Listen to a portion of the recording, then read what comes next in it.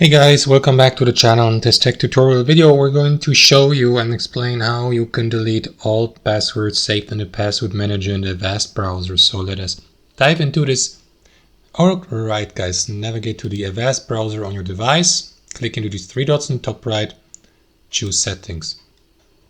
On the left hand side click into autofill and passwords, select the password manager, then here on the left hand side click into settings, and here guys, in those settings, click into delete data for all password manager data.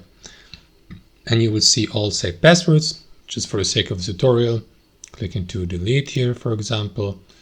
And then guys, in some cases, for example, you may get asked by your device operating system, like Windows, for example, to enter the password here.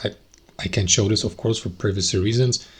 But it may be necessary, for example, it was at least for me that Windows added this extra layer of security that whenever I delete a password from the password manager, for example, from this browser here, I need to enter my Windows password to allow this. So enter it here, make sure that you have memorized it, of course, and that is going to allow you to delete that password here from the Avast browser. That's it guys. Thanks for watching. Hope you enjoyed it, got some value from it, and we'll catch you later.